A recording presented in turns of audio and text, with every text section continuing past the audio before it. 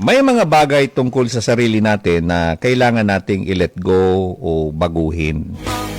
If gusto natin ng panibagong resulta sa buhay, if you want real change sa buhay mo, you have to be able to consciously change yung mga bagay na alam mo sa sarili mo na hindi na makakatulong sa'yo.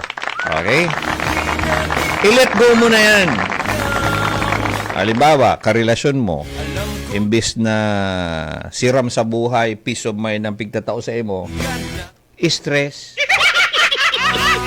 kulog kipayo, i-let go mo na yan. Subukan mo munang maayos, pero kung hindi mo na naman naayos, i-let go mo na yan.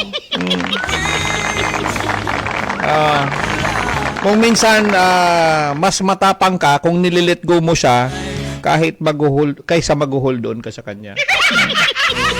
Diba? Tandaan nyo, Fred Pulo, kung hindi man nagbabago ang sitwasyon mo, try mong i-assess. Ginagawa mo ba talaga ang dapat baguhin mo? Because remember, alalahanin mo, eto kung ano man ang hindi mo binabago, ay tinatanggap mo na.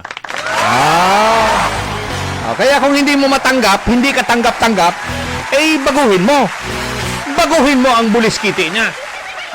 Okay.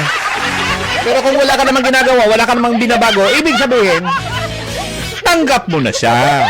Tanggap mo na lahat. Settle na, nagsettle ka na lamang, ha? Pag-usapan natin, Julius Manahan.